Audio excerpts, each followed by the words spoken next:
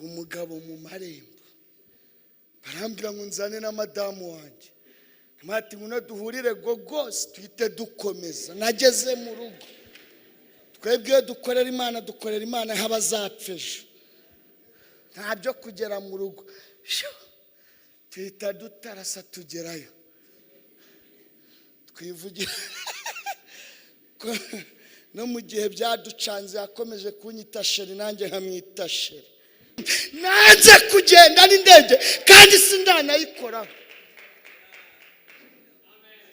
uretse ko umunsi nzajyamo nimbura itike yo kwidirisha nzasibira ngo kugenda kwidirisha mu buryo bw'umwuka abakubona barabona byarangiye ariko wageze aho Imana iri humura haracyari ibyiringiro ubu kibwira ba Petero na ba Yohana ngo muzamuka tujye gusenga bakaguherekeza kuko utaragera i Getsemani hari imisozi 3 ushaka kuzigisha yo mu Isiraheli Getsemani Golgota nzahagera amati taragiraga isura bageze i Golgota babona isura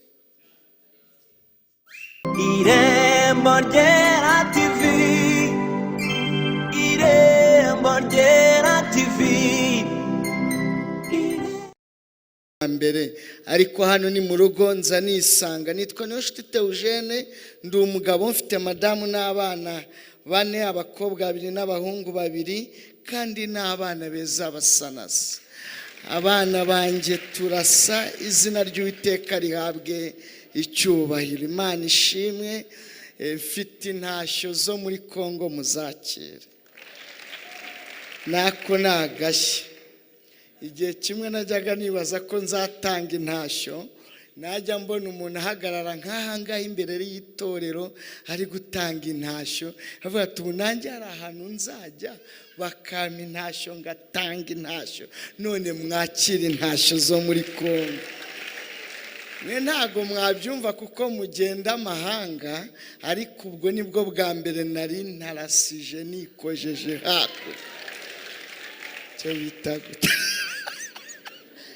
nagezeyo mwana nagezeyo Bukavu mvuga Imana ngaruka amahoro izina ry'Uwiteka rihabwa icyubahiro ya pasiporo banguriye hagiyemo kashenye 2 ncaho n'2 ngaruka enye zateyemo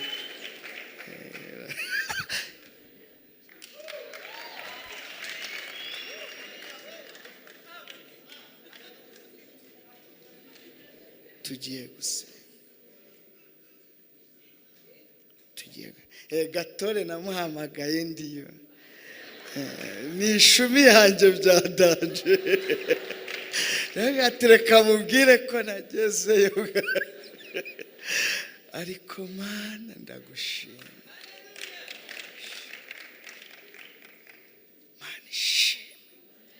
Mana ishimwe Mana ishimwe hari byinshi mba ntekereje mu mutima wanjye ntekereje aho Imana yanguye izina ry'Uwiteka rihabwa icyubahiro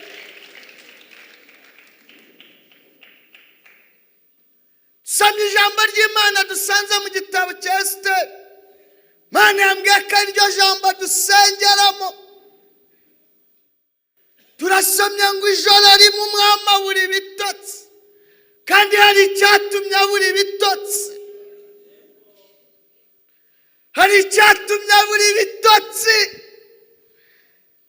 bundi umunsi ugizwe n'ibice 2 ugirwa n'amanywa ukagirwa n'ijoro kandi ibyo bice uko ari 2 nabyo buri gice kigiye kigizwe n'ibice 4 amanywa agirwa n'igitondo kagirwa na mu gasusuruko kagirwa n'amanywa mu masaa 6 kagirwa n'igicamunsi amasaha 8 saa 9 ibyo nibyo bice bigize amanywa utari mu gitondo ari mu gasusuruko utari mu gasusuruko ari saa 6 arumva bimeze neza ariko n'igicamunsi n'umunaniro ujya ubaho ijoro naryo rigizwe n'ibice bine. Igice cya mbere ni umugoroba. Abantu bari mu mugoroba barahamagara bikemera. Uhamagara so wanyu akakwitaba, uhamagara uwo mwiganye akakwitaba, tanga invitation bakakubwira ngo turi kumwe. Aho ni mu mugoroba. Nubwo utadepoza ngo usinye kontara ubona ka burundu, ariko ubona ibiraka bikemera. Aho ni mu mugoroba. Mana yambwiye ngo Imana ije kurengera abantu bari mu mugoroba. Igice cya kabiri kigize ijoro ni ijoro. Bano kuva mu masaa 2 kugera mu masaa 5, saa 6, aho ngaho abantu baratarama. Bugiye abantu ibyifuzo bakumva bagutwarira umutwaro, ubu gifite akuka ko guhumeka. Ubu kibwira ba Petero na ba Yohana ngo muzamuka tujye gusenga, bakaguherekeza kuko utaragera i Getsemani. Hari imisozi 3 ushaka kuzigisha yo mu Isiraheli: Getsemani, Golgota, nzahagera amati. Taragiraga isura, bageze i Golgota babona isura.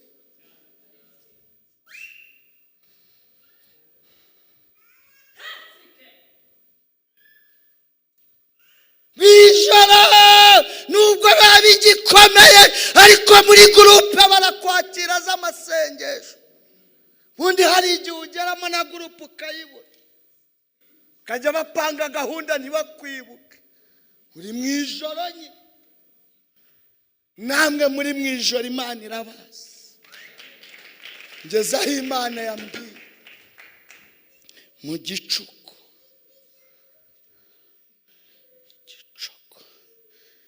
Gicuku ntajwe wumva amajeri. Abaturiye amashyamba n'ibishanga. Uri mu gicuku. Uratabaza ntihagire usohoka. Mu gicuku. Shaka umugabo wawe ukamubura mu gicuku. Aho niho ngiye, ntago uyu munsi ni buri muntu yiyumve. Mu gicuku kaba diplome ukayibura. Yewe muntu uri mu gicuku, Mana yambwiye ngo kurira kwararira umuntu, ariko bwacya mu gitondo impundu zikavuga. Hari abantu bari hano, harumva mwasirimbye asigara yicaye.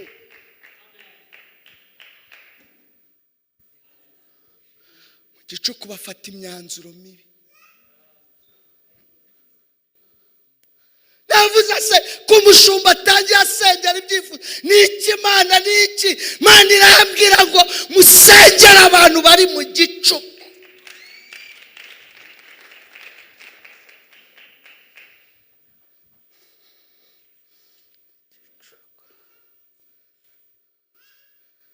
Mu gicuku sara kwihakana.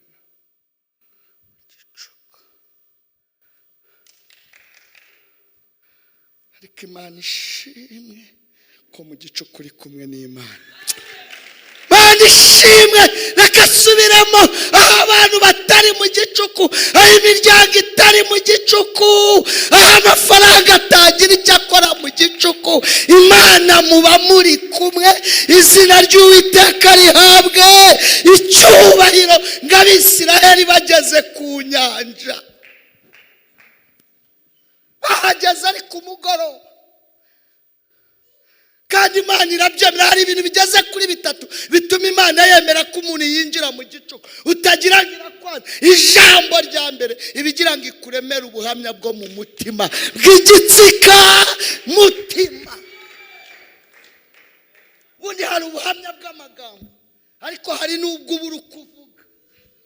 Kabese ubu ndabusobanura gute? Nimba ubabwira ntibabumva, kajwa rukora umuntu arimo arasekera muhi gusa yarashize.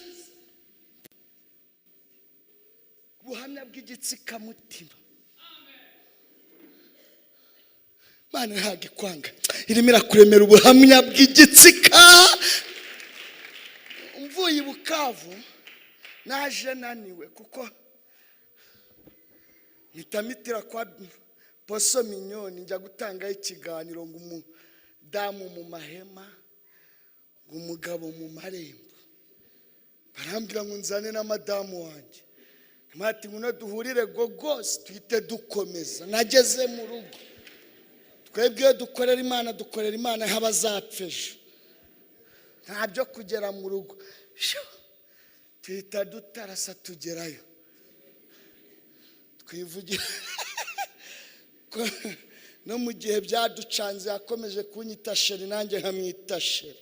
Akoko nyine gusa twivugiye aposa kurwa. Vuga ati mushake hoteli nziza muri East Africa. Muzayimerema iminsi 3. N'itike y'indege byose n'ibyanjye. Ndavuga ati aka ni agashatu. Ngo tujye muri honeymoon. Ni honeymoon harya. Andi bayijyamo bakimara guseza none twe tuyigiyemo hashize 10. Honeymoon.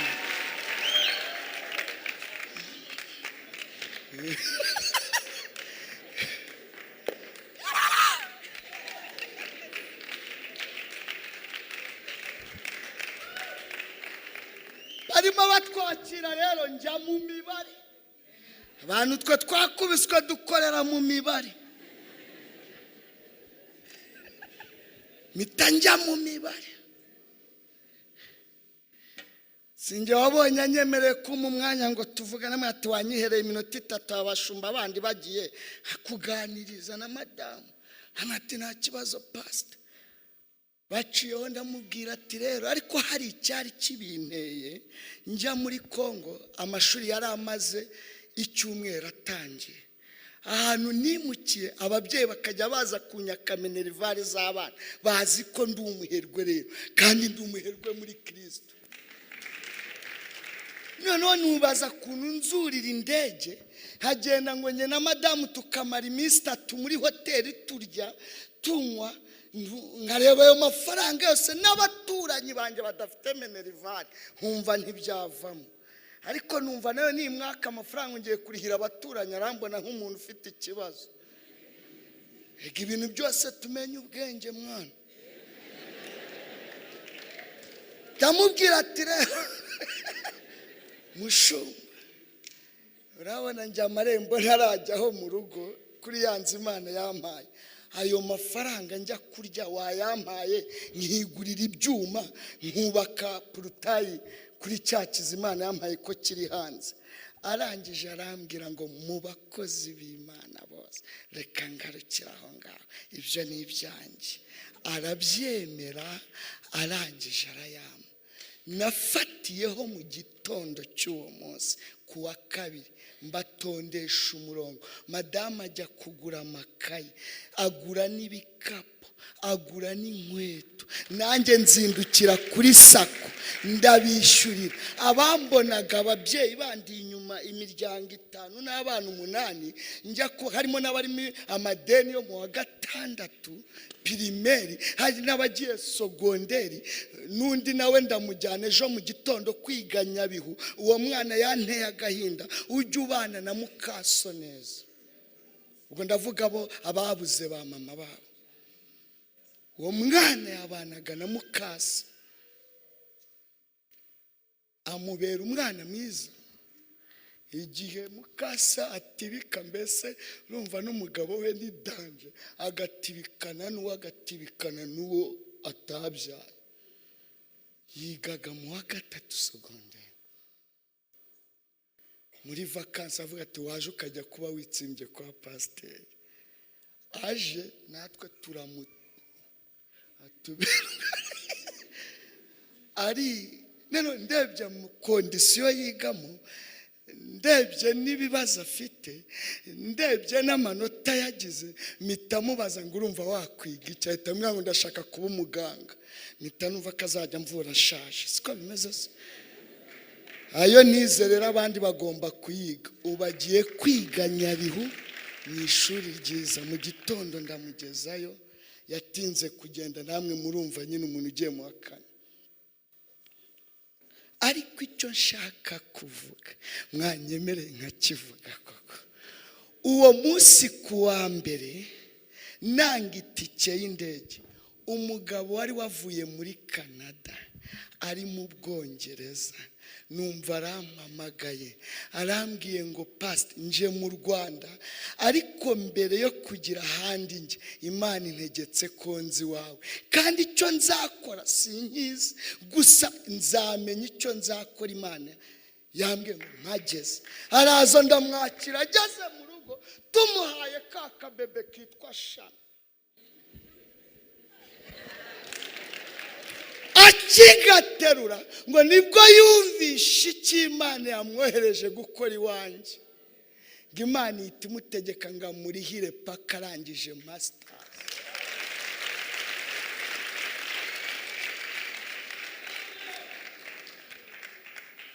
Ubu niriwe kuri Solasi nibazi ngo isigaye twasanira munisanira ntumbaze ndi kuzuza dokima musinyira ngo na konte n'amafaranga azajya ajyaho buri kwezi ngo n'ubwishingizi bw'amashuri. Ariko ndagira ngo mubikurure mu byumve, nanze kugenda n'indege kandi sindanayikoraho. Uretse ko umunsi nzajyamo nimbura itike yo kwidirisha nzasibira ngo kugenda kwidirisha mwana. Umupilota kahundira agaca gogose, muvuge ngo gogose. Hajya ndeba hahandi nagangikaga ndi marine nkavuga ati ndabajabutse abajama. Yewe muntu uri mu gicuku we wikwigirira nabi. Ijambo rya mbere iragira ngo ikuremere ubuhamya bwo mu mutima. Ijambo rya kabiri iragira ngo ikwihesherezeho icyubahiro. Ijambo rya gatatu iragira ngo n'abanyamahanga bayubahe kubw'imirimo n'ibitangaza igukore igukura mu gicuku.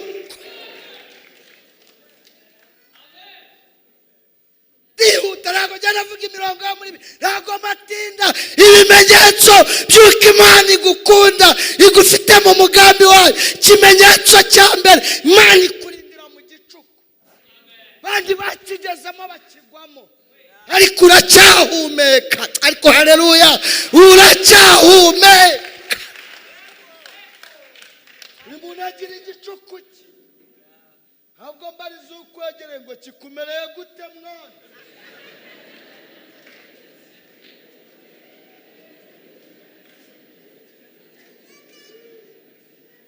Ikurindira muri icyo gicuku, nubwo byakugezeho ariko ntibyaguhitanye. Uri mu gicuku ariko uracyahumeka mu buryo bw'umwuka. Abakubona barabona byarangiye, ariko wageze aho Imana iri. Humura, haracyari ibyiringiro. Tugiye kugusengera. Ijambo rya kabiri, iyije kugukura mu gicuku ica mu nzira idasanzwe. Ngo yageze ku kidendezi ahasanga wari umaze 38. Uriya muntu arambabaza. Iriya myaka 38 ntabwo ari y'ubukuru, ni imyaka yari amaze ku kidendezi. Ahanga mu bya Bibiliya baravuga ngo yafashwe afite 16. Bamuvuza undi mwaka umwe. Hari uburwayi urwara kwa muganga bakakuganiriza ngo ntukubana nabwo. Bamwohereza mu rugo afite 17, hamara undi umwe. Bibuka ko hari ikidendezi, bamuzana ku kidendezi. Aho hari ku mugoroba. Ku mugoroba ubona baguhumuriza, ku mugoroba ubona bakuganiriza, ku mugoroba ubona bagukomeza, ku mugoroba ubona baguha ubuhamya. Ariko mu gicuku bose baragenda. Yesu yamusanzeyo ari mu gicuku cye. Kandi cyambabaje kuri uyu murwayi, ahandi hose yaraharwaye, amaso aba mazima, nta rinete, amaso yari mazima 100%. amazi yihindurizaga areba akabatanga no kubibona k'amazi yihindurije ariko akabura uhamujugunyamo. Reka nsubiremo mbanza utakumvishe. Amaso ye yari mazima, yatangaga n'abandi kubona ko marayika yagezemo. Amazi akatanga abandi kubibona ariko akabura umujugunyamo. Ubatanga kumenya hari amatangazo y'akazi ukadepoza wanabatanze ariko ntufite ukujugunyamo. Ndagusengeye kuri uyu mugoroba Imana iguhumure. Yesu ahageze aramubaza ngo yewe urashaka gukira? Asubiza ijambo rikomeye kandi ntumuseke, ni ibimenyetso by'uwakubiswe. Aravuga ngo singira umuntu. Mu gicuku buri muntu atakukwe ariko muri aka kanya nawe wabona icyo uzira ari ukutagira umuntu. Turashaka gukira y'amazi yihindurije, turashaka gukira bandi bantangamo.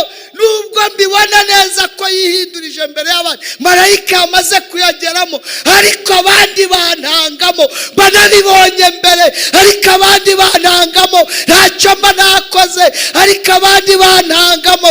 Umva ikimenyetso cya kabiri kuri mu mugambi w'Imana. Yesu aca mu nzira idasanzwe kandi ku munsi udasanzwe. Hari ku isabato. Fati ninjye nyir'amategeko, ndaza ku munsi udasanzwe kandi nce mu nzira idasanzwe. Erega hari n'uwakujugunyamo ukabanzamo umutwe ukameneka. Reka nsubiremo, hari n'uwakujugunyamo ukabanzamo iki? Umutwe ukameneka. Kandi ndagira ngo mbibutse neza abagwagamo, abatangagamo abandi, n'uwakiraga yavagamo imyenda itose. Ariko ku munsi udasanzwe, inzira idasanzwe, Yesu niyo yakoreyemo. Aramubwira ngo ikorere uburiri bwawe. Kuri uyu mugoroba hari abantu Yesu agiye kubwira ngo haguruka, byuka. Kanatanga umva nkurikira. Yesu aramubwira ngo byuka. Irembo ryera TV, Irembo ryera TV, Irembo ryera